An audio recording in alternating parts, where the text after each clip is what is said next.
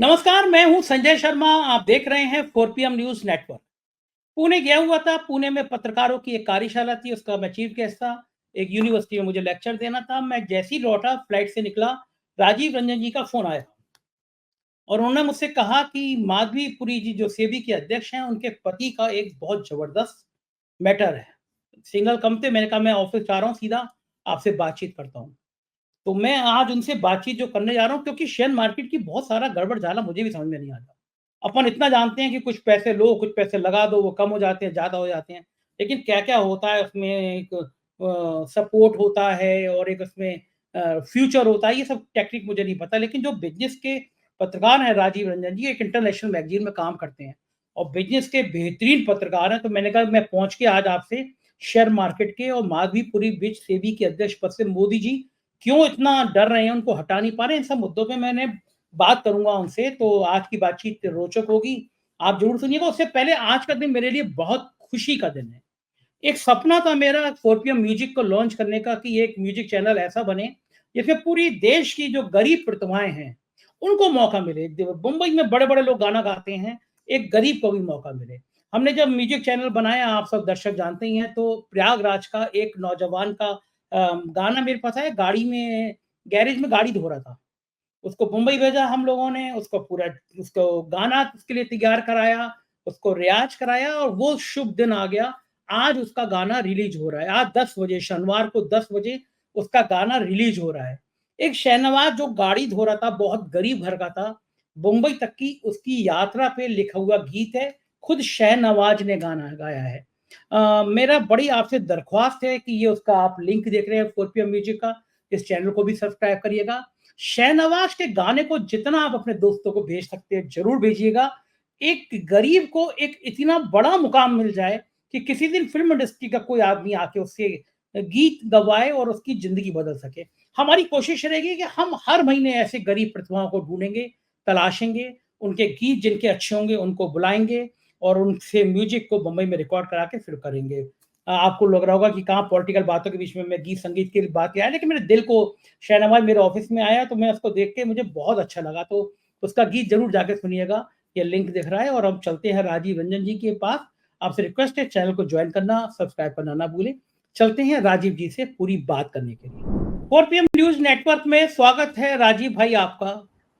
आपका फ़ोन आया तो उस समय वो फ्लाइट से उतरा ही उतरा था, तो आवाज़ कट रही थी। फिर आपने जब मुझे बाद में बताया कि माधवी बुच के पति की कहानी, तो मैं चौंका। मैं सीधा एयरपोर्ट से ऑफ़िस आया। पहले मैं कहा आपके साथ रिकॉर्ड करूँ, उसके बाद घर जाऊँ। ये जो शेयर मार्केट है, ये जो ऊपर-नीचे होता है, इसका खेल मुझे आज तक समझ में नहीं आया। थोड़े बहुत पैसे होते हैं, तो लगता है कि यार लगा दो, इसको देखो कौन-सा ऊपर आ रहा है, कौन-सा नीचे आ रहा है, लगा दो। फिर 8-7 दिन बाद देखते हैं कि इसमें कितना ऊपर गया, कितना नीचे आ गया। ये भी थ्रिल देता रहता है कि थोड़ी पूँजी है, इसको लगा दो। लेकिन जब जिस तरह की खबरें आई, सेबी, माधवी विच और उनके पति की, आपने जो मुझे रास्ते में कहानी बताई, मैं चौंक गया। ये जो बिज़नेस, चूँकि आप बिज़नेस के पत्रकार रहे हो, आप देश के क्या दुनिया के जाने-माने पत्रकार रहे हो, वहाँ क्या है, क्या इन्फॉर्मेशन आपके पास? क्या कहानी है इसकी? देखिए, पवन खेड़ा जी ने बहुत सारे खुलासे किए हैं। उसमें एक खुलासा आया था कि ब्लैकस्टोन ने और महिंद्रा एंड महिंद्रा, कई सारी कंपनीज ने जो है वो धवल बुद्ध जी को कंसल्टेंसी फीस दी है। अब ये मतलब धवल बुद्ध जी, माधवी के पति को? हाँ, ये कौन है? ये कोई साधारण पुरुष नहीं है। ये हुँ, माधवीपुरी बुद्ध जी के हस्बैंड है। ठीक है, तो वुमेन एम्पावरमेंट का, नारी शक्ति का ऐसा दौर चला है संजय जी, कि हुँ। पहले क्या होता था कि आदमी अगर कोई अच्छी पोस्ट पे रहे तो उसका फायदा उसकी बीवी को मिलता था। अब नारी शक्ति के इस दौर में बीवियों के अच्छे पोजीशन का फायदा उनके मर्दों को मिल रहा है। चंदा कोचर के केस में हम देख चुके हैं। ठीक है, माधवीपुरी बुद्ध जी के केस में पवन खेड़ा जी ने बहुत सारे खुलासे किए हैं। देखिए, सबसे ज्यादा जो हास्यास्पद या जो संदेह पैदा करने वाली चीज जो मुझे लगी, वो ये लगी कि 2.5 करोड़ रुपए जो है वो LIC ऑफ इंडिया ने धवल बुद्ध जी को पिछले 4 साल में कंसल्टेंसी फीस दी है, जो मेरे पास में डॉक्यूमेंट आए हैं। कितने अब रुपया? मेरे, हाँ, कितने ढाई रुपया? करोड़ रुपए 2.5 करोड़ कंसल्टेंसी रुपए दिए 2000 consultancy consultancy fee, salary from LIC of India PNGS department. ये मिला के 2019-20 से लेके 2022-23 तक 2,52,00,000 रुपए जो है वो धवल बुज्जी के पास में आए हैं। अब देखिए, मुझे नहीं मालूम है कि ये सही जानकारी है, मेरे पास में जो डॉक्यूमेंट आए हैं वो सही है कि नहीं है। इसी के लिए मैं कुछ दिन पहले बॉम्बे में था, मैंने माधवीपुरी बुज्जी को फोन किया, तो उन्होंने मेरा फोन काट दिया और बोला राजीव टेक्स्ट मी।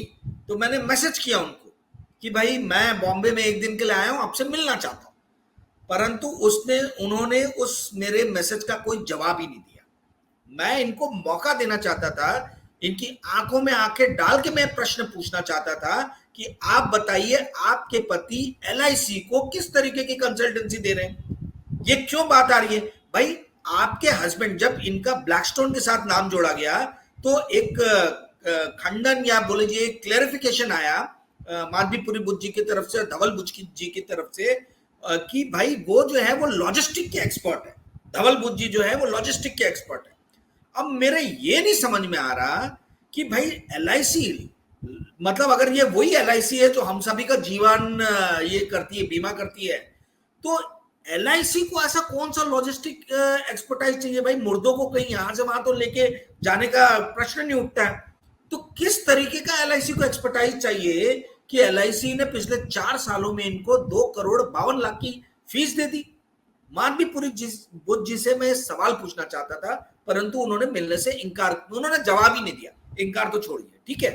तो सवाल ये उठता है, देखिए अगर यही धवल बुज्जी कंटेनर कॉर्पोरेशन ऑफ इंडिया को अगर एक्सपर्टाइज दे रहे रहते, अगर वो ऑल कार्गो गति को दे रहे रहते, अगर वो TCI एक्सप्रेस को दे रहे रहते, यानी ये सारी लॉजिस्टिक कंपनीज के नाम है जो लिस्टेड है, अगर इन लिस्टेड कंपनीज को धवल बुज्जी अपने लॉजिस्टिक की एक्सपर्टाइज दे रहे रहते, कंसल्टेंसी दे रहे रहते, तो प्रश्न नहीं उठता। वो दे किसको रहे? वो ब्लैकस्टोन को दे रहे, और ब्लैकस्टोन को देने के बाद में ब्लैकस्टोन का जो है वो रिट आ जा रहा है एम्बेसी जहां इन्वेस्ट किया उन्होंने। LIC, मैं आपको बता रहा हूं, LIC का IPO जो था उसमें इतने ज्यादा एग्जम्पशंस दिए गए थे कि मतलब मैंने तो बहुत सारी स्टोरीज की, आप लोग रीडर जो हैं वो गूगल करके पढ़ सकते हैं, बोगस एप्लीकेशन स्वैम्ड LIC IPO, ये मेरी 23 मई की स्टोरी है, आप ये डालिए गूगल में आपको मिलेगा। 73 लाख LIC के IPO के लिए एप्लीकेशन आए थे, जिसमें से 20 लाख फर्जी थे। तो उस इन्वेस्टिगेशन का क्या हुआ? वो किसने फर्जीवाड़ा किया वो आज तक सेबी ने बताया नहीं है। एक स्टोरी मैंने किया था, sea of exemptions to LIC IPO open a can of worms, ये मई 9 2022 की स्टोरी है। इस पे भी इतने एग्जम्पशन सेबी ने दिए हैं कि जिसका कोई और छोर नहीं है। मैंने सेबी को इतने प्रश्न लिख के भेजे थे, LIC को प्रश्न लिख के भेजे थे, इन्होंने एक के भी जवाब नहीं दिए। मतलब आप ये समझिए, मैं तो एक सोच रहा हूँ किताब लिख दूं कि भाई what you learn from sending questionnaires to LIC, reserve bank of India, SEBI and national stock exchange, Bombay stock exchange, इन लोग को सवाल भेजो कभी जवाब नहीं आती, ठीक है। तो ये माधवीपुरी बुज्जी से मैं मिलकर पूछना चाहता था कि मैडम आप ये बताइए कि आपके हस्बैंड LIC को क्या एक्सपर्टाइज देते हैं? अच्छा, अगर RTI में पूछें, सूचना के अधिकार में पूछें, तो भी जवाब नहीं देंगे ये लोग। देखिए, सूचना के अधिकार में पूछने पर जवाब हो सकता है वो बोल दे कि सेबी सेंसिटिव LIC से पूछ सकते हैं। LIC तो पूरे भारत सरकार की कंपनी, 97.5% स्टेक जो है वो भारत सरकार के पास में है, और सिर्फ 2.5% स्टेक ही IPO में निकाला था। वो अपने आप में बहुत बड़ा एग्जम्पशन था। यदि आप मेरी स्टोरीज पढ़ेंगे, जो हेडलाइन मैंने आप लोग को बताई स्टोरीज की, आपको पूरा कच्चा चिट्ठा मिल जाएगा। और जब ये एग्जम्पशन सेबी दे रही थी LIC को, उसी वक्त में धवल बुज्जी जो है वो कंसल्टेंसी फी ले रहे थे LIC से। यदि ये बात सही है तो, और यदि मैं गलत हूं तो खंडन आप पेश करें। ना तो आप मिलते हैं, ना आप सवालों के जवाब देते हैं, ना आप खंडन देते हैं, आप सीधा धमकी देते हैं कि हम आपके ऊपर में कोर्ट में केस कर देंगे। तो भाई यदि हमारे पास में कोई जानकारी है और हमें दूसरी तरफ से जवाब नहीं मिल पा रहा है, तो हम क्या करें? वो जानकारी को लेकर क्या बैठे रहेंगे अपने पास में? आपका फर्ज बनता है। देखिए मैडम बुच, यदि आप ये वीडियो देख रही हैं तो आप ये समझिए कि आपके पास में पावर है। आप कोई भी कंपनी को बुलाती हैं, आप उनसे प्रश्न करती हैं, आप उनकी जांच करती हैं, आप उनको जांच के कटघरे में खड़ा करती हैं, ठीक है। और फिर यदि गलत पाए जाते हैं तो आप उनको दंडित करती हैं। तो यही चीज आप पे क्यों नहीं लागू होगी? आप तो वॉचडॉग हो। आप तो लास्ट माइल जो है जस्टिस का, जो स्टॉक मार्केट रिलेटेड है, वो आप पे आके खत्म होता है। तो यदि आपके ऊपर में किसी भी तरीके के संदेह उठे हैं, किसी भी तरीके के प्रश्न उठे, तो सिर्फ एक प्रेस रिलीज इशू कर देने से काम नहीं बनेगा मैडम बुच। आप जो हैं वो प्रेस कॉन्फ्रेंस लीजिए मैडम बुच, और हमारे जैसे लोगों को सवाल पूछने का मौका दीजिए मैडम बुच। मैडम बुच, आप प्रश्न से क्यों दूर जा रही हैं? आप क्यों नहीं प्रेस कॉन्फ्रेंस ले रही हैं? आप लोगों के ऊपर में स्टोरी लिखने पे एक घुमा फिरा के धमकी दी जाती है कि ज्यादा उड़ो मत, नौकरी खा जाएंगे। अरे नौकरी की किसको चिंता? मां सरस्वती का आशीर्वाद है, जहां खड़े हो जाएंगे वहां लक्ष्मी आ जाएगी, हमें उस बात की कोई चिंता नहीं है। परंतु मैं ये जानना चाहता हूं, ये समझना चाहता हूं कि आप क्यों नहीं मीडिया के सामने आ रही है? क्या आपने अपने नरेंद्र मोदी जी से यही शिक्षा ग्रहण की है कि जैसे वो मीडिया को पूरी तरीके से इग्नोर करते हैं, आप भी मीडिया को पूरी तरीके से इग्नोर करेंगे? आप क्यों नहीं एक प्रेस कॉन्फ्रेंस कॉल करके ये सारे प्रश्नों को जो आपके ऊपर में उठाए जा रहे हैं और आपके हस्बैंड धवल बुद्ध जी के ऊपर में उठाए जा रहे हैं, उसके एक एक प्रश्नों का आप जवाब दें। और मैं ये जानना चाहता हूं आखिर में कि यदि आपको इतने सारे पावर दिए गए हैं, तो आप सिर्फ ये बच के बोल के नहीं निकल सकते हैं कि हमने तो डिस्क्लोजर दे दिया था कंसर्न्ड ऑफिशियल को। आप एक चीज समझिए संजय जी, ये क्यों माधवीपुरी बुद्ध जी का केस जो है इतना सेंसिटिव है? सुप्रीम कोर्ट ने अदानी के ऊपर में कमेटी अपॉइंट किया और कहा कि सेबी इसकी जांच करेगी। ठीक है, सेबी की मुखिया है माधवीपुरी बुद्ध जी। ठीक है, माधवीपुरी बुद्ध जी की बॉस है finance minister Nirmala Sitharaman. Finance minister Nirmala Sitharaman के बॉस है नरेंद्र मोदी, और नरेंद्र मोदी के दोस्त है गौतम अदानी। तो बात पूरी सर्कल घूम के आ जा रही है कि यदि किसी भी तरीके से माधवीपुरी बुद्ध जी अदानी जी से रिलेटेड है या कॉर्पोरेट से रिलेटेड है, जिसके ऊपर में निगरानी रखने का उनको काम दिया गया है, जिम्मेदारी दी गई है, यदि वो किसी भी तरीके से कॉम्प्रोमाइज नजर आती है, संदेह भी उठता है, तो उनके ऊपर में तुरंत जांच बैठनी चाहिए। अभी तक भारत सरकार ने जांच क्यों नहीं बैठाई है माधवीपुरी बुद्ध के ऊपर में, मैं ये जानना चाहता हूं। दूसरा प्रश्न मेरा ये है कि आप लोगों ने बार बार बोला है कि हम लीगली इस मैटर को सॉर्ट आउट करेंगे। मेरे सोर्सेस ने मेरे को पुख्ता जानकारी दी है कि माधवीपुरी बुद्ध जी जल्दी ही पवन खेड़ा को या कांग्रेस को एक लीगल नोटिस भेजेंगी। हम भी इंतजार कर रहे हैं कि ये मामला कोर्ट में जाए और रोज नया रिविलेशन आए, रोज कोई नई जानकारी आए और रोज हमें कुछ लिखने का मौका मिले, बोलने का मौका मिले। तो हम इंतजार कर रहे हैं मैडम बुच जो है जल्दी केस फाइल करें, हमें यही उम्मीद है, या नरेंद्र मोदी जी इन्वेस्टिगेशन स्थापित करें। जी संजय। एक बताइए राजीव जी, पवन खेड़ा ने एक के बाद एक कई एपिसोड निकाले माधवीपुरी बुद्ध के कि सेबी ने यहाँ गड़बड़ करी, सेबी ने यहाँ गड़बड़ करी, दस्तावेज के साथ पवन खेड़ा ने बात की, एक एक कागज दिखाया। इतनी खींचा लेदर होने के बाद सेबी के माधवी जी को हटाया क्यों नहीं मोदी जी ने? मतलब क्या क्या कनेक्शन है कि इतनी पावरफुल लेडी है कि पूरे देश में चर्चा हो गई, सारे दस्तावेज आ गए, तब भी सेबी के अध्यक्ष को हटाया, जबकि सेबी के अंदर के लोगों ने भी कहा, विरोध तो बात वहां भी आया है कि सेबी के अंदर के कुछ लोगों ने तथ्य सामने रखे। इतनी कैसी ताकतवर है माधवी जी की जिनको हटाया नहीं जा सकता? ऐसा कहा जाता है कि माधवीपुरी बुद्ध जी के ऊपर में वरदहस्त गौतम अदानी जी का है। गौतम अदानी जी की कोई बाहर की कंपनी जो उनके भाई विनोद अदानी चलाते हैं, उसके उनका एक था ग्लोबल अपॉर्चुनिटी फंड। वो ग्लोबल अपॉर्चुनिटी फंड बरमुडा में लिस्टेड था, बरमुडा में बेस्ड था। उसका एक बच्चा फंड था ग्लोबल अपॉर्चुनिटी डायनामिक फंड। उस ग्लोबल अपॉर्चुनिटी डायनामिक फंड का एक छोटा सा फंड था IPP plus fund, IP plus fund. ठीक है, उस फंड के अंदर में माधवीपुरी बुद्ध जी और धवल बुद्ध ने इन्वेस्टमेंट किया था। ठीक है, जो विनोद अदानी के फंड में इन्वेस्ट कर रहे हैं, विनोद अदानी गौतम अदानी के इसमें कंपनी में पैसे लगा रहे हैं। संजय भैया, पिछले 22 साल से मैं इन्वेस्टिगेटिव जर्नलिज्म में हूं और खासतौर पे फाइनेंशियल। मैं आपको एक सीधा साधा तरीका बता रहा हूं जो मैंने इतने सालों में देखा है। जितने भी ब्यूरोक्रेट्स हैं, ये सरकार से नजदीकियां बढ़ाने के लिए क्या करते हैं कि जो सरकार के करीबी जो औद्योगिक घराने हैं, ये उनकी कंपनीज में अपना काला धन लगाते हैं, उनकी कंपनी में अपना पैसा पार्क करते हैं, और इस तरीके से वो उस कॉर्पोरेट हाउस के क्लोज हो जाते हैं। और कॉर्पोरेट हाउस चूंकि गवर्नमेंट के क्लोज है, तो ये ब्यूरोक्रेट्स को प्लम पोस्टिंग मिलती है, बड़ी पावरफुल पोजीशन मिलती है।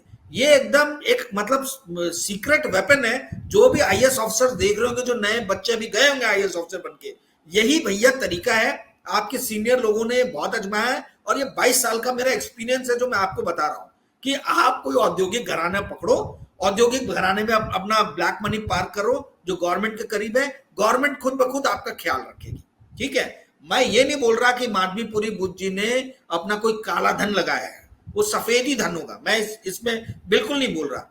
परंतु सवाल ये उठता है कि जब विनोद अदानी का इन्वेस्टिगेशन हो रहा था या गौतम अदानी के केस का इन्वेस्टिगेशन हो रहा था, तब क्या सुप्रीम कोर्ट अपॉइंटेड कमेटी के सामने या फिर सुप्रीम कोर्ट के सामने माधवीपुरी बुच ने इस चीज का खुलासा दिया था क्या कि ये जो फंड्स के नाम आ रहे हैं इसमें से एक फंड में मैंने भी इन्वेस्ट किया है? कहीं उन्होंने खुलासा दिया था क्या? यदि दिया था तो वो हमारे सामने सार्वजनिक किया जाए। और मैं ये भी जानना चाहता हूं कि इतने सेंसिटिव पोस्ट पे जिन भी लोगों का नियुक्ति होता है, इनके सारे डिस्क्लोजर क्यों नहीं आप इंटरनेट पे डाल देते हो? माधवीपुरी बुच जी जो है वो लेटरल एंट्री का बेस्ट एग्जांपल है। जब ये आई थी तो बहुत ढोल बाजे तमाशे के साथ जो है गुणगान किया गया था कि प्राइवेट सेक्टर से जो है ये पहली बार गवर्नमेंट सेक्टर में इतनी बड़ी पोस्ट पे कोई आदमी आ रहा है। ये लेटरल एंट्री के दुष्परिणाम है।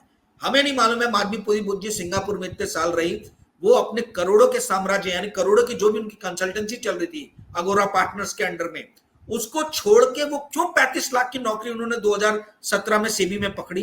ये सवाल होना चाहिए, गहन जांच का विषय है कि माधवीपुरी बुच ने 2017 में अपने करोड़ों की कंसल्टेंसी को छोड़ के क्यों 35 लाख की नौकरी ली, और 35 लाख की उनकी नौकरी लेते से कैसे धवल बुच जी को कंसल्टेंसी के तमाम जो है वो कॉन्ट्रैक्ट्स मिलने लगे। सवाल ये उठता है कि ब्लैकस्टोन जिससे सेबी डील कर रहा है वो धवल बुच जी को दे रहा है, एलआईसी दे रहा है, जिसको तमाम तरीके के एग्जम्पशन दे रहे हैं, क्यों नहीं कोई लॉजिस्टिक कंपनी का इसके अंदर में नाम आ रहा है? क्यों नहीं टीसीआई एक्सप्रेस का नाम आ रहा है? क्यों नहीं गति का नाम आ रहा है कि इन्होंने कंसल्टेंसी दी है? यदि ऑल कार्गो ने दी रहती तो मैं शायद कुछ नहीं बोलता, क्योंकि धवल बुच जी की एक्सपर्टाइज लॉजिस्टिक में, वो लॉजिस्टिक कंपनी को अपना दे रहे हैं एक्सपर्टाइज।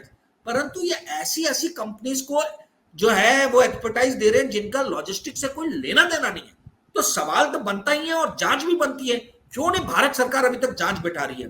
देखिए, मेरा ये मानना है इसके पीछे कारण ये कि माधवीपुरी बुच जी गौतम अदानी के बारे में बहुत कुछ जानती है, जो ऐसा लगता है कि यदि वो चीजें सामने आई तो नरेंद्र मोदी सरकार भी खतरे में आएगी और गौतम अदानी भी खतरे में आएंगे। मेरा ये पर्सनल मानना है कि जो भी कॉर्पोरेट मालफियंस हो रहा है, जो भी मौके मिले हैं गौतम अदानी जी को, वो मौके जो है वो सही तरीके से नहीं दिए गए हैं और गौतम अदानी जी की जो जांच हुई है वो निष्पक्ष जांच नहीं हुई है। मेरा ऐसा मानना है, मैं पर्सनली इस बात पे बिलीव करता हूं कि जितनी सघन जांच होनी चाहिए थी, जितने तेजी तीव्रता के साथ जांच होनी चाहिए थी, आज 1.5 साल हो गए और अभी तक उस जांच में कुछ भी नहीं निकला। 2-3 फंड्स का तो पता ही नहीं चला कि इसके पीछे इन्वेस्टर्स कौन है।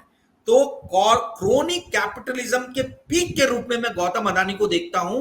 कैपिटलिज्म आरएनडी को जो है वो इनाम देता है, कैपिटलिज्म जो है वो आपके इनोवेशन को पुरस्कृत करता है, पर अदानी ग्रुप ने क्या इनोवेशन किया ये मुझे मालूम नहीं। और माधवीपुरी बुच जी जो है इनके ऊपर में इसीलिए संशय हो रहा है क्योंकि इनका काम था जांच करने का, परंतु जांच के बदले ये पाया गया कि ये तो गौतम अदानी के ही एक फंड में, मतलब जिस कंपनी ने इन्वेस्ट किया उसी में कभी ये इन्वेस्टर रही है, इसीलिए इंपॉर्टेंट केस है। संजय जी, वैसे मैं आपसे भी पूछना चाहता हूं, बहुत सारे लोगों के फोन आए मुझे पिछले 2 दिनों से और असंख्य मैसेजेस आए, और आपके ऊपर भी लोग जो हैं वो संशय कर रहे हैं कि भाई आप जो हैं आप गौतम अदानी के साथ बैठ गए हैं, मिल गए हैं और आपने अपनी इंटीग्रिटी जो है वो कॉम्प्रोमाइज कर ली है।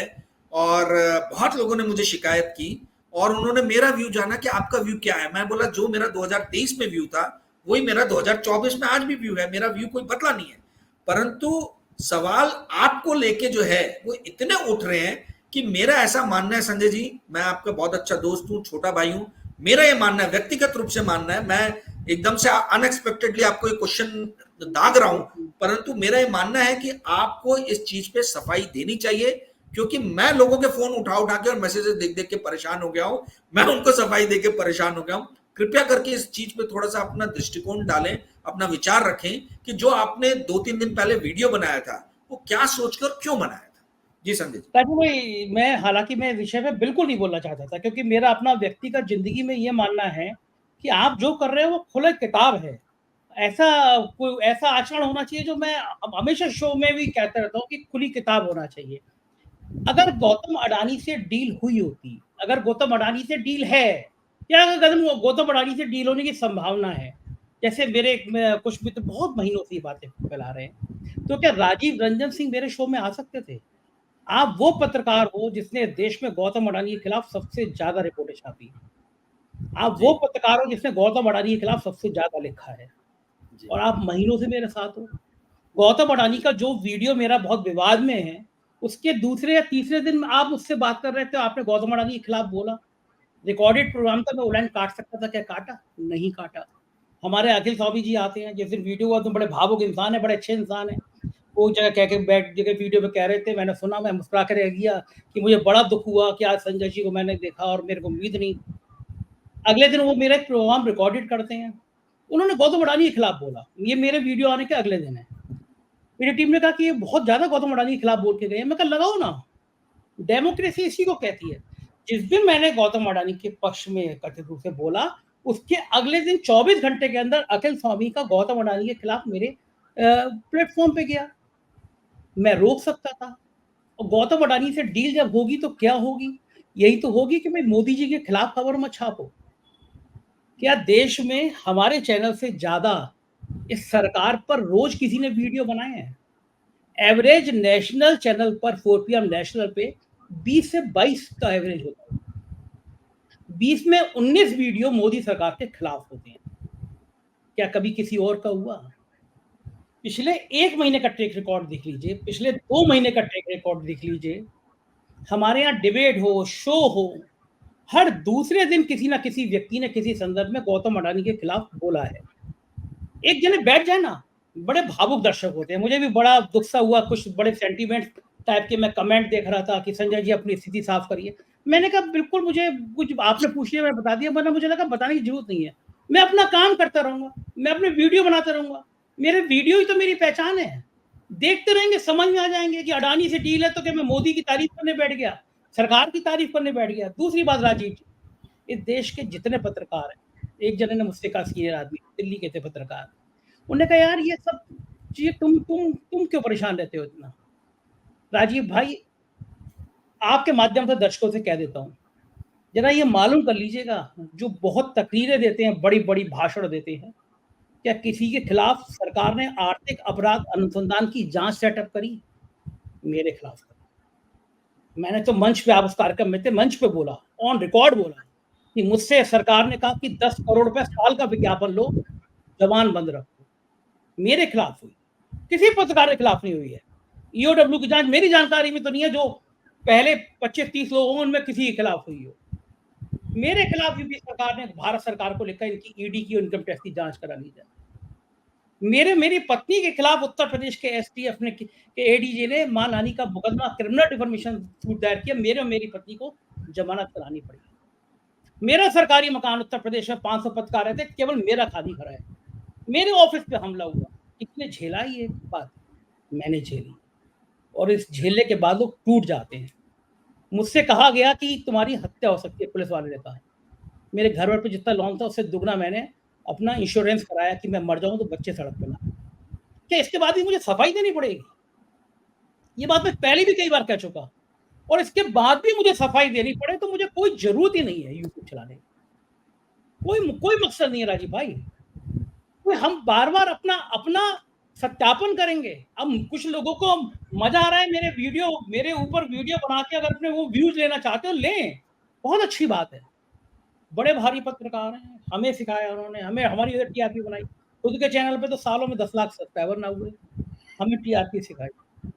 हम लाइव उदाहरण हैं। पिछले 2 महीने में आप जो दर्शक, आप लोग मुझ पे कमेंट कर रहे हो, मैं पुणे में था, पुणे में पत्रकारों की गोष्ठी थी, मैं उसमें भी यही भाषण देकर आया। फिर यूनिवर्सिटी में मेरा संबोधन था, मैं वहां भी ये कह के आया।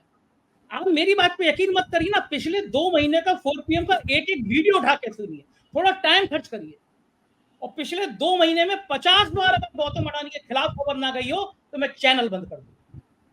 डील ये होती है। ठीक है, मैंने एक वीडियो बनाया, मुझे लगा कि ये गलत है, मैंने बनाया। मैं, हो सकता है मैं गलत हूं, मैं बिल्कुल नहीं कह रहा। आप मुझसे नाराज हुए, मयूर जानी नाराज हुए, संजीव नाराज हुए। मयूर जानी ने कहा नहीं, ये तो भाई विज्ञापन वाला एडवर्टोरियल है, आपको एडिटर वाला नहीं करना चाहिए था। हो सकता है, 4 साल से मैं यूट्यूब चैनल चला रहा हूँ, हो सकता है एक वीडियो मेरा ऐसा बना जिसमें लोगों को परेशानी है। मुझे लगा कि हिडेनबर्ग ने गलत आरोप लगाया, हमारा शेयर मार्केट, हमारा नुकसान हुआ था, हमारे पड़ोसियों का नुकसान हुआ, तो हमको लगा कि रिपोर्ट बननी चाहिए। बिल्कुल सवाल करने चाहिए। राजीव भाई, आप तो जब से मेरे संग जुड़े हो हर हफ्ते में किसी ना किसी मुद्दे पर अडानी पे सवाल करते हो। मैंने कभी रोका आपको कि अडानी पे सवाल मत करो? मेरे यहाँ डेमोक्रेसी है। कल को राजीव रंजन जी, मेरा योगेश, मेरे ऑफिस का कोई और स्टाफ अडानी के पक्ष में खबर बना के चलाएगा तो मैं उसको भी नहीं रोकूंगा, और आप उसी दिन अगर अडानी के खिलाफ बना के चलाओगे मैं उसको भी नहीं रोकूंगा। मैंने आज वहां पे पत्रकार सम्मेलन में कहा, मैं कार्यक्रम में गया था, पत्रकारों का सम्मेलन में, उसने कहा कि वहां मत जाओ, संघ का कार्यक्रम है, आरएसएस के लोग पत्रकार हैं, आरएसएस की मानसिकता के हैं। मैंने प्रोग्राम में कहा मैं जरूर जाऊंगा, बात अपनी करूंगा। मुझे मोहन भागवत जी नागपुर बुलाएंगे, मैं वहां भी जाऊंगा, संघ कार्यालय में बात अपनी करूंगा। केवल एक लाइन कहना चाहता हूं दर्शकों से, संजय शर्मा जब तक जिंदा है, जब तक यूट्यूब चैनल चला रहा है, तब तक सांप्रदायिकता के खिलाफ सबसे तीखी लड़ाई लड़ता रहेगा। संजय शर्मा जब तक चैनल चला रहा है, तब तक जाति की बात करने वाले, दलित और पिछड़ों के खिलाफ अभियान चलाने वालों के खिलाफ लड़ता रहेगा। धर्म के नाम पर हिंसा के खिलाफ बोलता रहेगा, किसान बेरोजगारों के सवाल में बोलता रहेगा। किसने राजीव भाई उत्तर प्रदेश में रहकर 4-4 5-5 पीआईएल करी है? गंगा में लाशें बह रही थी कोरोना में, योगी आदित्यनाथ का आतंक था, हमने एनजीटी में जाकर रेड करी है। उत्तर प्रदेश सरकार, बिहार सरकार, भारत सरकार को नोटिस जारी हुआ, पान मसाले पे अलाउ कर दिया गया, हमने कोर्ट में जाके पीआईएल करी है। अखिलेश यादव की सरकार थी, प्रमुख सचिव नियुक्ति थे, उनको एक जमीन घोटाले में सजा हुई, हमने पीआईएल करी कि आईएएस को हटाना चाहिए, 3 साल की सजा हुई आईएएस। हमने संघर्ष किया, हमने झेले हैं। ये जो यूट्यूब पे बैठ के बड़ी बड़ी बातें कर देती है, बस दर्शकों, मैं किसी का नाम नहीं लूंगा, मेरे लिए मैं चाहता हूं भगवान उनको लंबी उम्र दे और तरक्की दे। मैं नाम लूंगा ना तो मतलब मैंने अपनी टीम से कहा, उन लोगों को बड़े गुस्से में थे कि सर आप भी बता दीजिए, आपको भी तो इनकी सबकी कहानी पता है। मगर झोला भर पड़ा है, लेकिन हमेशा बड़ी लाइन खींचो। हम क्यों टाइम वेस्ट करेंगे? जो उनके मन में उनको लग रहा है कि उनके कहने से बहुत नुकसान हो गया हमारा, तो वो खुश हो, नुकसान होने का होगा, सब रूम आया है, अच्छा होगा अच्छा होना होगा, बुरा बोला होगा बुरा होने का। कल को मुझे फिर अडानी के कोई काम अच्छा लगा मैं फिर बोलूंगा, कोई खराब लगेगा मैं फिर बोलूंगा। मेरे यहाँ कोई अडानी के खिलाफ बोलेगा उसका भी स्वागत, कोई पक्ष बोलेगा उसका भी स्वागत। मैं दर्शकों को किसी भ्रम में नहीं रखूंगा। मैंने कहा ना, आप चेक करो, मेरी बातें मत जाओ। मैं पिछले 1 महीने की डेट में तो जाके अपना कोई वीडियो डाल नहीं पाऊंगा, डेट आती है। और मैं फिर चैलेंज कर रहा हूँ, 2 महीने में 50 बार से ज्यादा अडानी के खिलाफ नहीं कही हो। जिस दिन मैंने अडानी के पक्ष में बोला होगा, उसके 2 दिन आपने ही बोला, उसके 2 दिन बाद आपने बोला, उसके 1 दिन 2 दिन पहले 2 दिन पीछे भी वीडियो देख लीजिए, अडानी के खिलाफ बोली नहीं गई। मेरा ओपिनियन था, हो सकता है गलत, तो आपको बुरा लगा कि मुझे नहीं करनी चाहिए थी बात, हो सकता है आपकी भी भावना है, आपको लगता होगा मुझे अडानी के पक्ष में नहीं करना चाहिए था, मैंने कर दिया, तो आपको बुरा लगना स्वाभाविक है। दर्शक मेरे सिर माथे, उनकी भावनाएं मेरे सिर माथे। लेकिन आज आपने सवाल किया तो मैंने बता दिया, मैं चाहते ही नहीं था इस मुद्दे पर बोलना। मुझे लगा कि दर्शक तय कर लें, अगर उनको लगता है कि संजय शर्मा की ईमानदारी में कुछ संदेह है तो बिल्कुल मत देखें, एकदम चैनल छोड़ दें। लेकिन मेरे वीडियो प्रमाण होंगे, हवा में नहीं होंगे, मेरी जिंदगी प्रमाण है। नेट पे डालिए, इंटरनेट पे संजय शर्मा हमला, प्रिंट से लेके वायर ने, सबने, टीम ने आके उत्तर प्रदेश में मेरे ऊपर कवरेज करी। उत्तर प्रदेश का इकलौता पत्रकार हूं जो सरकार की आंख में आंख डाल के सवाल करता है। उत्तर प्रदेश में सूरज की रोशनी पर टॉर्च लेके ढूंढेंगे तो एक पत्रकार नहीं मिलेगा तो सरकार से इतने सवाल करता हूँ जिसके सरकार इसके पीछे पड़ी हो। लखनऊ में रहने वाला अकेला पत्रकार हूँ। दिल्ली की सुरक्षित गलियों में बैठ के बोलना और उत्तर प्रदेश में योगी आदित्यनाथ के घर से 3 किलोमीटर दूर बैठ के सरकार से सवाल करने में बहुत अंतर होता है। देखिए, ये अंतर मैंने झेला है, स्वीकार किया। राजीव भाई, आपने इतनी बातें कर दी। एक चीज मैं बोलना चाहूंगा दर्शकों को अपनी तरफ से। देखिए, मुझे बहुत सारे फोन आए, बहुत सारे कॉल आए, और संजय भैया बड़े भैया हैं मेरे, मैंने इनसे बात भी किया, बड़ा नाराज भी हुआ। इन्होंने बहुत मुस्कुराते हुए मेरी सारी बातें सुनी, मतलब उस पे, और मैं इस चीज को मानता हूं। इन्होंने मेरे से एक ही सवाल पूछा कि राजीव, मैंने कभी तुम्हें आज तक मना किया है क्या कि तुम गौतम अडानी के बारे में मत बोलो, या मैंने कोई वीडियो तुम्हारा एडिट किया है क्या जिसमें तुमने गौतम अडानी के बारे में अगेंस्ट में बोला है और मैंने काट दिया? मैं निरुत्तर था, मेरे पास में उसका उत्तर जो है नहीं था, क्योंकि मैं जानता हूं उन्होंने कभी नहीं किया है। उन्होंने कभी भी मुझे नहीं रोका है कि तुम इसके अगेंस्ट में बोलो या इसके फॉर में बोलो, ऐसा मुझे कभी इंस्ट्रक्शन कभी कुछ नहीं दिया है, और देंगे भी तो उनको मालूम है मैं फॉलो नहीं करूंगा। परंतु ये उनकी उदारता है, ये उनकी उदारता है कि उन्होंने गौतम अडानी के अगेंस्ट में सबसे ज्यादा बोलने वाले व्यक्ति को 2023 से मैं मुखर होकर गौतम अदानी के अगेंस्ट में और अदानी कंपनी के अगेंस्ट में बोल रहा हूं। और उन्होंने 4 PM का प्लेटफॉर्म मुझे प्रोवाइड किया अपने पॉलिटिकल थॉट्स रखने के लिए, इकोनॉमिक और फाइनेंस नहीं, वो तो मैं वैसे ही करता हूं, वो आंख बंद करके बोल सकता हूं, परंतु उन्होंने मुझे इकोनॉमिक, फाइनेंस, पॉलिटिकल, उन्होंने बोला जो ज्ञान दे सकते हो जिससे जनता का ज्ञान बढ़े, जिससे जनता को नई इंफॉर्मेशन मिले, वो दो, क्योंकि मैं उत्तरदायी हूं, अकाउंटेबल हूं जनता के लिए। मैं गोदी मीडिया की तरह नहीं हूं, मैं जनता के लिए अकाउंटेबल हूं। ये मैं संजय शर्मा को इस चीज का फुल क्रेडिट देता हूं। जितने भी लोगों ने मुझे फोन किया, मैंने उन लोगों को आश्वस्त किया था कि भाई मैं उनसे पूछूंगा, इसीलिए मैंने आज आपसे एकदम बिना कोई मैं दर्शकों को भी कंफ्यूजन था, बहुत सारे ट्वीट पे लिख रहे थे और देखिए जिसको जो कहना है वो कहेगा। अच्छे ने अच्छा, बुरे ने बुरा जाना मुझे, हर किसी ने अपने ही रुतबे से पहचाना मुझे। मैं फिर दर्शकों से कह रहा हूँ, कल को मुझे अंबानी की कोई चीज अच्छी लगेगी, मैं अंबानी की तारीफ में शो करूंगा। अंबानी आज अपने चैनल पे हिंदू मुसलमान करना बंद कर दे, मैं कहूंगा कि अंबानी का चैनल सुधर गया। कल को अडानी की चीज अच्छी लगेगी, मैं फिर अडानी के ऊपर शो कर दूंगा कि अडानी की चीज मुझे अच्छी लगी। लेकिन मुझे मेरे चैनल पर उसी दिन, जिस दिन मैं अडानी के पक्ष में शो करूंगा तो राजीव रंजन का विरोध करेंगे, मैं उनको भी नहीं रोकूंगा। मेरे 12 चैनल हैं, सारे स्थानीय संपादक हैं, मयूर जानी बहुत नाराज थे, संजीव थे। मैंने उन सबसे पूछा, मैंने कहा कभी मैंने तुम लोगों से कहा है कि खबर रोक दो, कभी तुम्हारी किसी स्टोरी को मैंने कहा रोक दो। ये मैं इस चैनल को एक डेमोक्रेटिक चैनल बनाना चाहता हूँ। मैं चाहता हूँ कि यहाँ पे हर विचार रहे। जिस दिन तारीफ हुआ, फिर अखिल स्वामी जी ने बड़े गुस्से में आके पूरा अडानी के खिलाफ बोला। बाद में उनसे कहा भी अखिल स्वामी जी ने कि मुझे आज तो संजय जी को देख के बड़ा अच्छा लगा कि मैंने बोला मुझे लग रहा प्रोग्राम चलेगा नहीं, उन्होंने पूरा चलाया। तो कोई सफाई नहीं है। मैं दर्शकों से ये कहना चाहता हूँ, यूट्यूब की दुनिया ने आपको बहुत भावुक भी कर दिया है, इमोशनल भी कर दिया, लाइन खींच दी। जरा सी भी लाइन के उधर जाते हुए दिखाई देता है तो लोगों को दर्द होने लगता है। तो दर्द होना स्वाभाविक भी है राजीव जी। इस देश के जो हालात हैं, इस देश की जो मीडिया के हालात हैं, ये देश की मीडिया ने जो धोखा दिया है लोगों को, ये दर्द होना स्वाभाविक है। मैं उन सबके भावनाओं की इज्जत करता हूं जो ये कह रहे हैं कि आप अडानी जी से मिल गए, अडानी से बिक गए। लेकिन थोड़ा सा मैं बस ये जानना चाहता हूं कि मेरे दर्शक इतने मानसिक रूप से तैयार हो जाएं, इतने मानसिक रूप से मजबूत हो जाएं कि वो देखें कि जो अडानी का बिका हुआ चैनल जिसको वो कह रहे हैं, उस पर अडानी के खिलाफ खबर चल रही है, उस पर मोदी सरकार के खिलाफ खबर चल रही है। अगर ये बिक गया हुआ तो अडानी के खिलाफ कैसे चल सकती है, मोदी सरकार के खिलाफ कैसे चल सकती है? क्या, चलिए ठीक है, दर्शक भगवान है, दर्शक सब कुछ है, दर्शक ही आत्माएं हम लोगों की। तो दर्शकों जो स्वीकार, आप दंड देना चाहे, नाराज होने जाना चाहे मेरे वीडियो से वो स्वीकार, आप खुश हो जाना चाहे मेरी बात से वो स्वीकार, आप जो चाहे, हम अपनी ये शैली अपनाते रहेंगे। आज पूना में बहुत सम्मान मिला केवल इसी शैली से तो मतलब लोगों को पसंद आई है, यही बातें तो पसंद आई है। तो आपकी बात शर्माते हम लोगों ने अपनी पर्सनल बातें करने लगे।